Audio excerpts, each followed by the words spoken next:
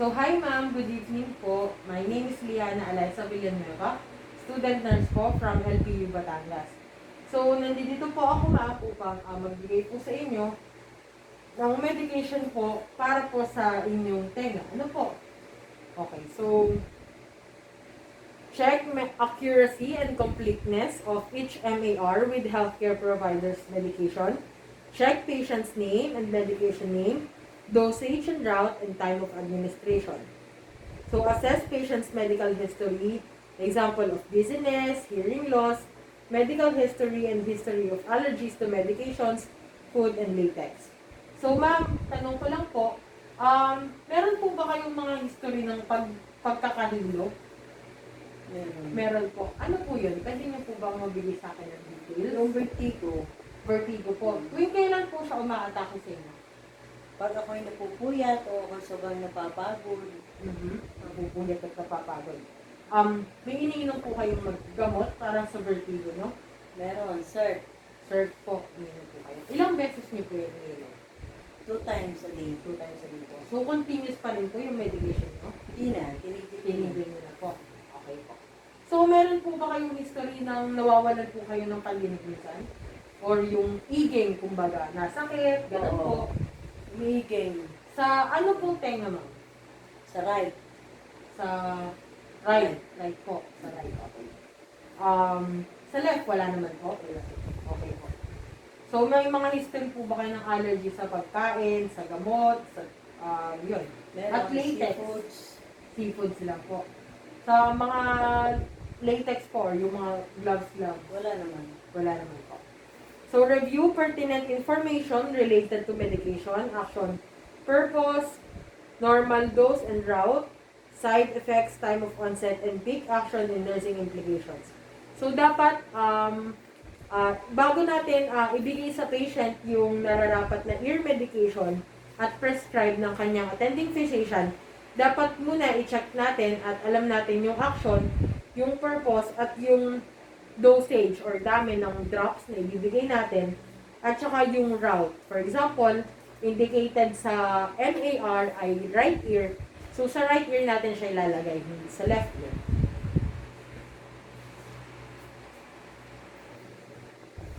So, assess patient's knowledge of medication. Ma'am, meron po ba kayong konting alam regarding po sa gamot na maaaring ibigay sa inyo? Sa tenga. Yung pang sa tenga po. Tenga. Okay po. So, perform hand hygiene, prepare the medication, and check the label of medication with MAR 2 times of accuracy. So, napakahalaga na i-check natin ng medication sa ating MAR 2 times and pa 3rd time sa bedside para mas maging secure na tama yung ibibigay nating gamot sa ating patient. So, perform hand hygiene. So, take medication to patient at correct time. Give stat, first time or loading, and one-time doses at the time ordered.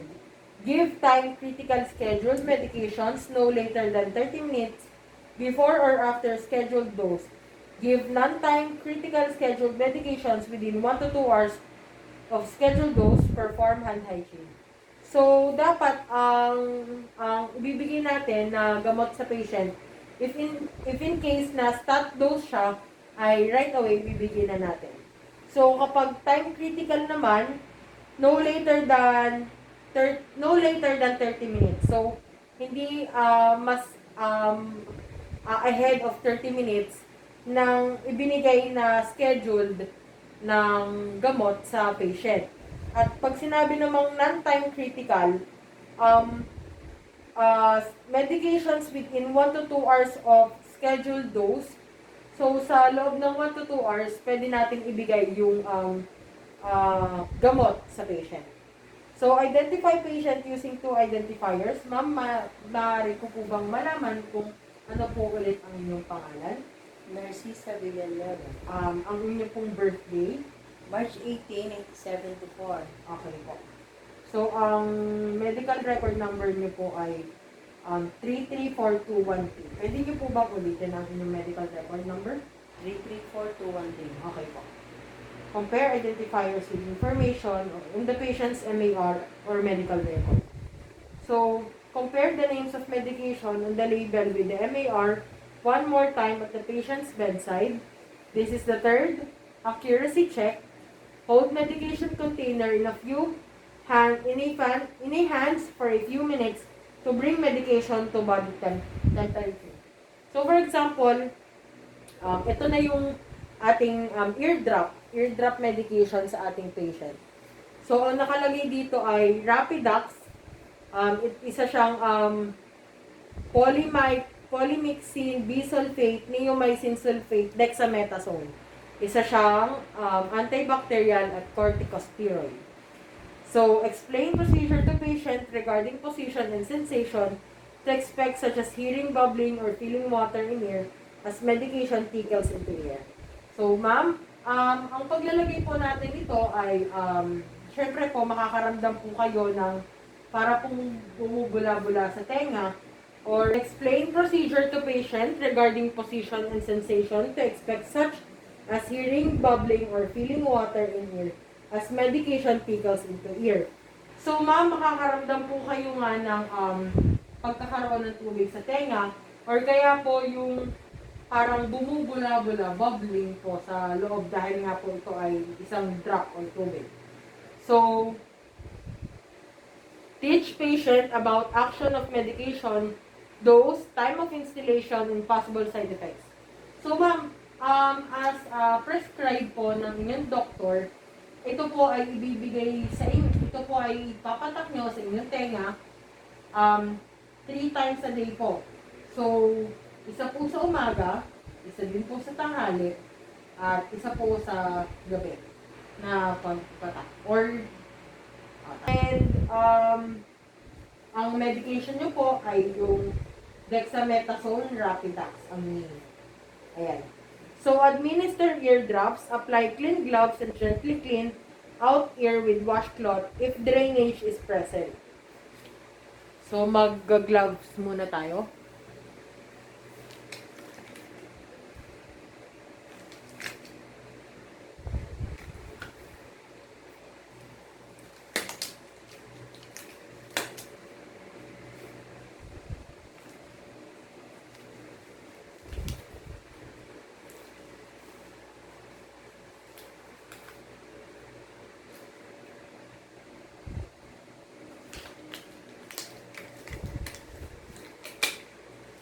Okay, so, apply clean gloves, gently clean outer ear with washcloth if drainage. So, for example, ito yung ating washcloth or cotton ball. So, ma'am, pwede po kayong humiga.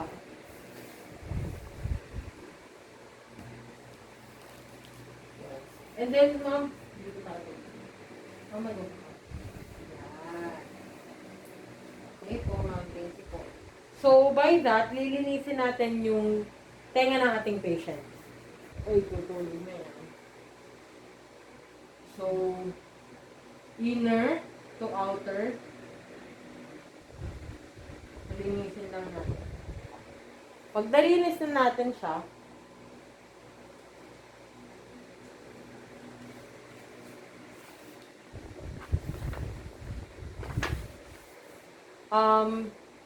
place patient inside lying, katulad ng ginagawa ni ma'am.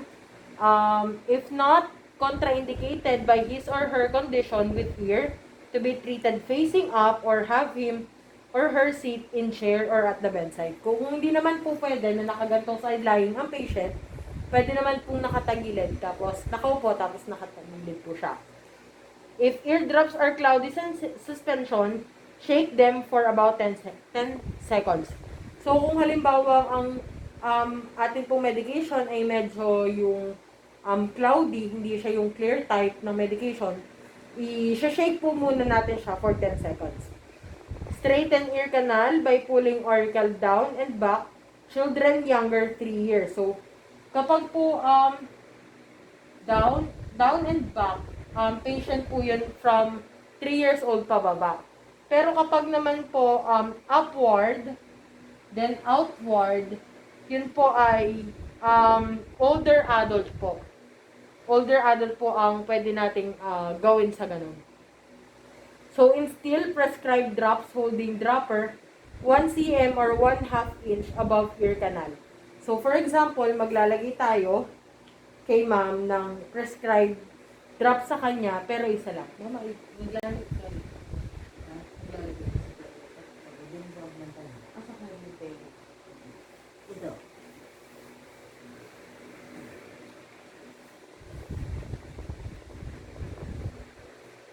So, tulad ng sa real scenario, so my mother has a few problems sa kanyang ear, which is the right part. So, maglalagay tayo ng Rapidax ng kanyang medication dito sa kanyang right ear. So, up, then upward, then backward. Then 1.5 inch. Ilan ang drops na binibigay? Isa lang. Ito, dalawa.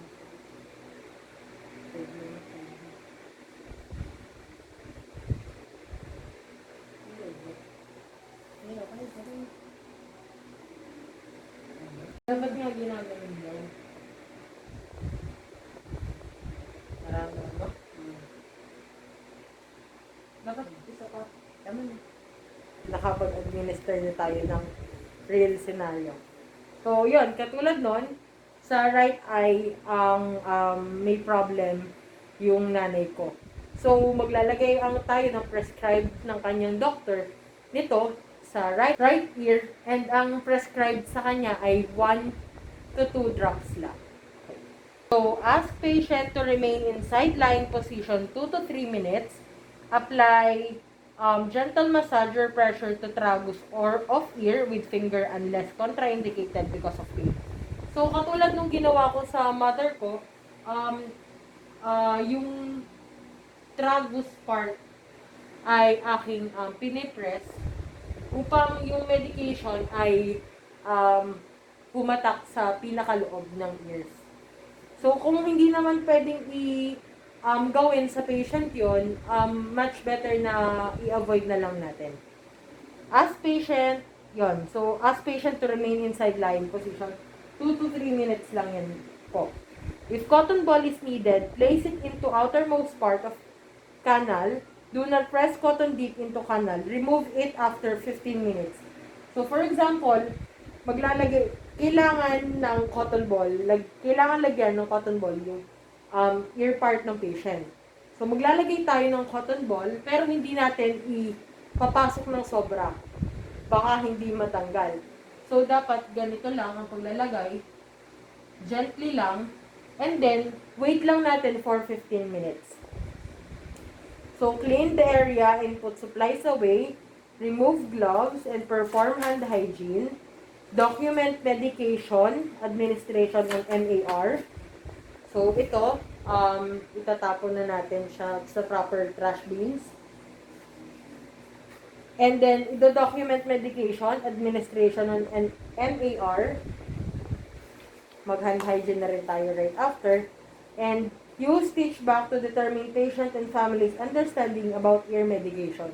So, yung teach back, ibig sabihin, mag-health teaching tayo sa kung sino man yung bantay or kasama ng ating patient sa room regarding sa gamot na pinescribe ng kanyang doktor para kapag uwi, pwedeng yung guardians o kaya yung mga kasama na lang sa bahay yung maglagay or even siya mismo na patient, siya yung pwedeng maglagay ng eardrops sa sarili.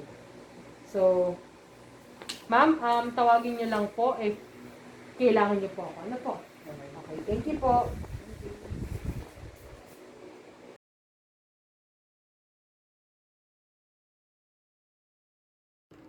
So, what we have is kidney basin, drape, cotton balls, for example, yung hydrogen peroxide, yung otoscope natin, and ito yung syringe with rhino,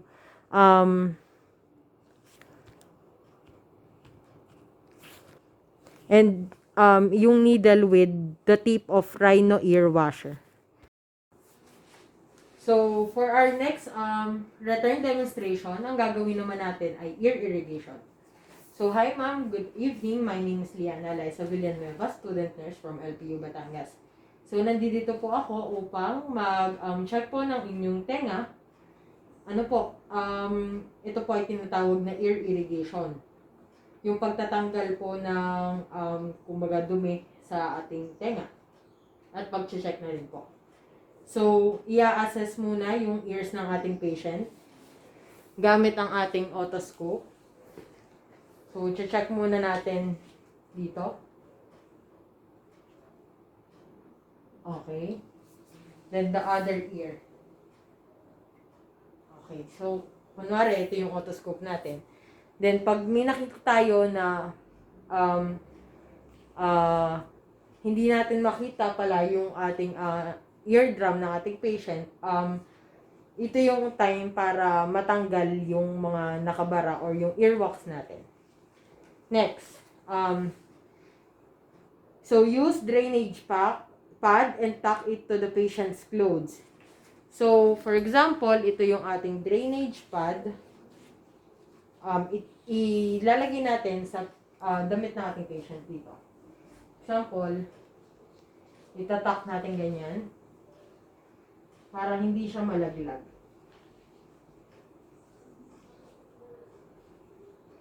Yan.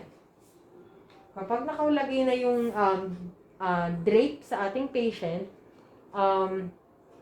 sa ating kidney basin, make sure na warm water ang ilalagay natin.